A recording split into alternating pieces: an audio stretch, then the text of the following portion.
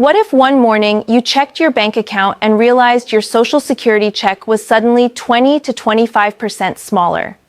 For millions of American seniors, that monthly payment isn't extra money. It's the money that pays for groceries, rent, medications, and basic living expenses. Yet according to official projections, the system that millions depend on could face a major funding shortfall in the coming years. The question is no longer if changes are coming. The real question is when and how they will affect you. Before we continue, if you care about protecting your retirement and staying updated on important news that affects seniors across America, make sure you subscribe to Seniors Relief right now. We upload helpful videos every week about Social Security updates, government benefits, retirement strategies, and financial tips designed specifically for seniors. So take a second, click the subscribe button, and turn on the notification bell so you never miss important updates that could impact your benefits. Imagine waking up one morning and discovering that your monthly Social Security check has been cut by nearly 25%. No warning, no gradual change, just a smaller check in your bank account. For millions of Americans, that check is not extra money. It's rent, it's groceries, it's medicine. And according to official government reports, this scenario could become reality in less than a decade. Not because Social Security is disappearing, but because the system is running out of time. For more than 40 years, economists, lawmakers, and financial experts have warned that the program would eventually face a major funding problem. Every year, government analysts run the numbers. Every year, they release reports explaining what will happen if nothing changes. And every year, the same message keeps coming back. The system is heading toward a shortfall. Yet despite decades of warnings, very little has actually been done to fix it. So in this video, we're going to break down the real story behind Social Security. We'll talk about how the system actually works, why experts say the trust fund could run out around 2033, and what that could mean for millions of Americans who depend on these benefits. More importantly, we'll explore the solutions that policymakers have debated for decades, and why none of them have been implemented yet. Because the truth about Social Security is more complicated than most people realize. And understanding it could help you prepare for what might happen next. How Social Security actually works. Let's start with the basics. Social Security was created in 1935 during the Great Depression. At the time, millions of older Americans had no savings and no reliable income after retirement. The goal of the program was simple: create a national safety net for workers after they retire. Here's how it works. Every paycheck you earn in the United States includes a payroll tax called FICA. That tax helps fund Social Security. Workers pay 6.2% of their wages into the system, and employers match that amount with another 6.2%. That means a total of 12.4% of wages goes towards Social Security funding. But here's something many people don't realize. The money you pay today doesn't get stored in a personal retirement account with your name on it. Instead, the money collected from today's workers is used to pay benefits to today's retirees. This type of system is called a pay-as-you-go system. It works as long as enough workers are paying into the system compared to the number of people collecting benefits. For decades, that system worked extremely well, but over time, something began to change. The demographic shift. In the 1950s and 1960s, the United States had a very large workforce compared to the number of retirees. Back then, there were about 5 workers supporting every one person receiving Social Security benefits. That meant plenty of payroll tax revenue was flowing into the system. But over the years, several major demographic changes began to shift that balance. First, people started living longer. Advances in medicine, healthcare, and living standards dramatically increased life expectancy.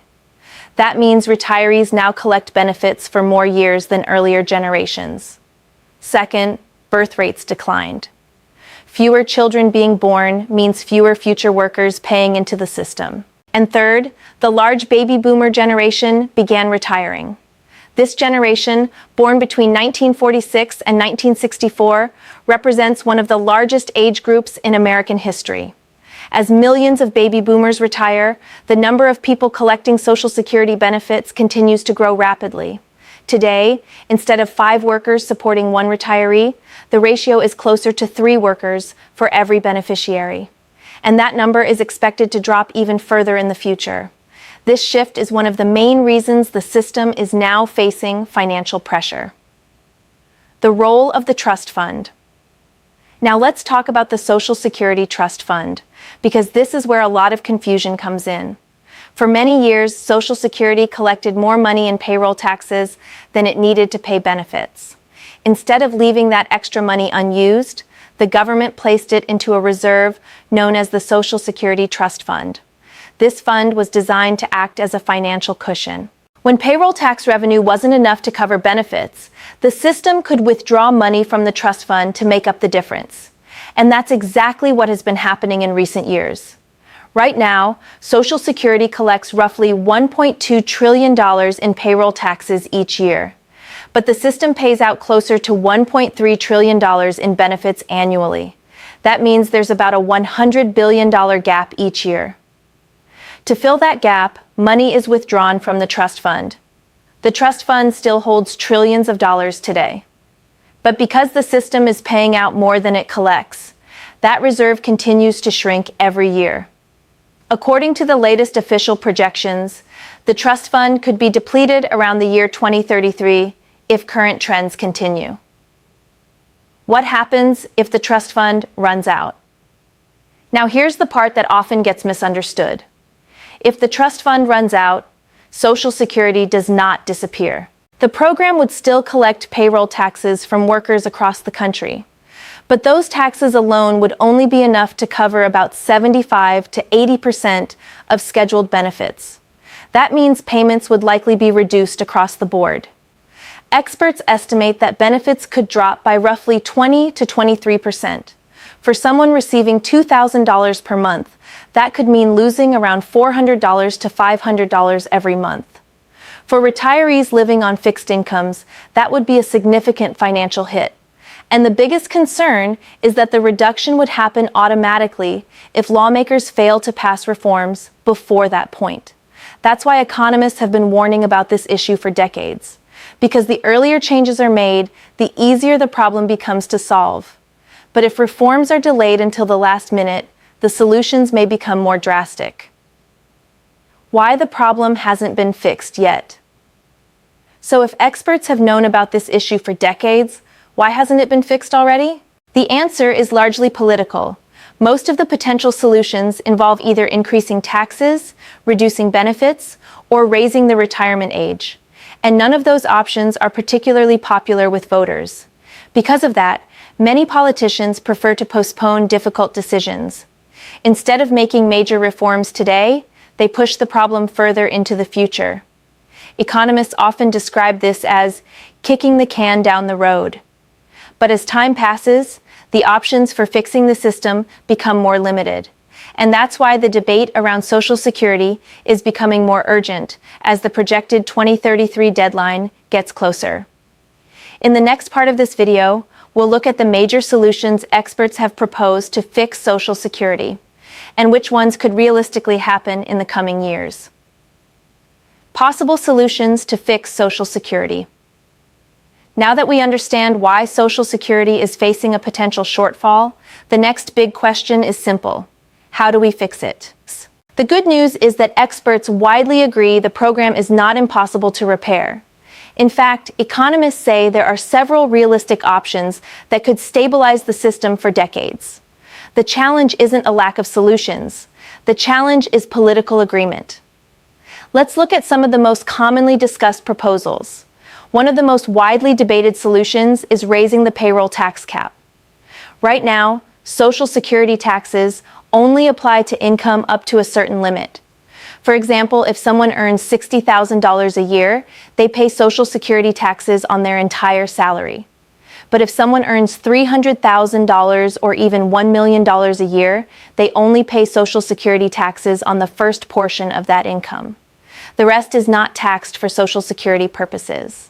Supporters of raising the cap argue that this system places a larger burden on middle-income workers, while high earners contribute a smaller percentage of their total income. If the cap were increased, or even eliminated entirely, much more revenue could flow into the Social Security system. Some economic models suggest that removing the cap entirely could cover a large portion of the projected funding gap. However, critics argue that raising the cap would effectively be a major tax increase on higher earners, which could face strong political resistance. Another proposal involves increasing the payroll tax rate slightly. Currently, workers and employers each contribute 6.2% of wages towards Social Security. Some economists say that gradually increasing that rate by just 1 or 2 percentage points over several years could significantly strengthen the system's finances. While this approach spreads the cost across the entire workforce, it would also reduce take-home pay for millions of workers. That makes it a sensitive political issue as well.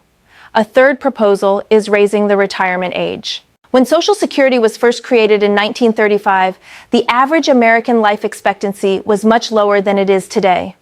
At that time, many people did not collect benefits for very long after retiring. But today, people are living longer and healthier lives. As a result, retirees may collect benefits for 20 years or more. Because of this, some policymakers suggest gradually increasing the full retirement age from 67 to 68, 69, or even 70. Supporters argue that this change reflects modern life expectancy. Opponents argue that raising the retirement age would effectively cut benefits, especially for workers in physically demanding jobs who may not be able to work longer. Another controversial idea is means testing. Means testing would reduce or eliminate Social Security benefits for retirees with high incomes or significant assets. In other words, wealthier retirees would receive smaller benefits or none at all. Supporters believe this could protect the system for those who truly depend on it. Critics argue that Social Security was designed as a universal program, not a welfare program, and that means testing could change its fundamental structure. Finally, some policymakers have proposed partially privatizing the system. Under this idea, workers could invest a portion of their Social Security taxes into personal retirement accounts tied to financial markets. Supporters argue that private investments could potentially generate higher returns than the current system. But critics warn that market volatility could put retirement security at risk. If the stock market crashes at the wrong time, retirees could lose significant portions of their savings. Because of these concerns, privatization remains one of the most controversial proposals in the debate. Part 3. The political reality. So if solutions exist, why hasn't the problem been solved yet? The answer lies in politics. Social Security is one of the most popular government programs in the United States. More than 65 million Americans currently receive benefits from the program. For many retirees, Social Security represents a major portion of their monthly income. That means any proposed changes to the system can quickly become politically sensitive. If lawmakers propose raising taxes, voters may oppose it. If they propose reducing benefits, retirees may oppose it. If they propose raising the retirement age, workers may oppose it. In other words, nearly every solution affects a large group of voters. Because of this, many politicians prefer to avoid major changes unless absolutely necessary. Instead, they delay difficult decisions and hope future leaders will deal with the issue. But the longer reforms are delayed, the more difficult the problem becomes. Economists often explain that small adjustments made early could solve much of the funding gap.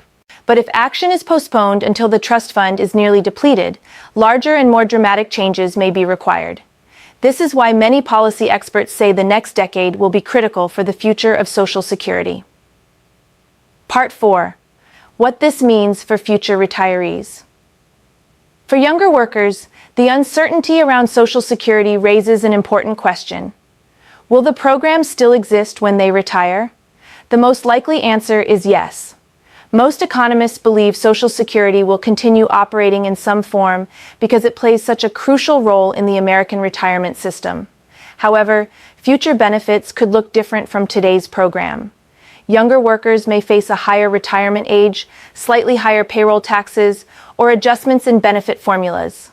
This is why financial planners often encourage workers to view Social Security as just one part of a broader retirement strategy. Relying entirely on Social Security may not provide enough income for a comfortable retirement. Instead, experts recommend building additional savings through retirement accounts, such as 401ks, IRAs, and personal investments. Diversifying retirement income sources can provide greater financial security in the long run. Part 5. Preparing for the future. While the future of Social Security will ultimately depend on decisions made by lawmakers, individuals can still take steps to strengthen their own financial security. The first step is staying informed. Understanding how Social Security works and how potential reforms might affect you can help you plan more effectively. The second step is building personal retirement savings as early as possible. Even small contributions made consistently over many years can grow significantly through compound interest. The third step is planning realistically. Many financial experts recommend preparing for retirement under the assumption that Social Security may replace only a portion of your pre-retirement income. This approach encourages individuals to create additional financial buffers. Finally, it's important to remember that Social Security was never designed to fully replace a worker's income. It was intended to provide a basic safety net. And for millions of Americans, it continues to do exactly that. The debate over Social Security is likely to continue for years to come. But one thing is clear. The choices made in the next decade will shape the future of retirement security for generations of Americans. The program has survived economic crises, political battles, and major demographic changes since its creation nearly a century ago. And with thoughtful reforms, it can continue supporting future generations as well. The question now is whether leaders will act before the system reaches a critical point. Because when it comes to Social Security, time is one of the most valuable resources we have left, and the decisions made today will determine what retirement looks like tomorrow. Thank you for watching Seniors Relief. If you found this video helpful, please take a moment to like the video and share it with friends or family members who may also depend on Social Security. Staying informed is one of the best ways to protect your financial future.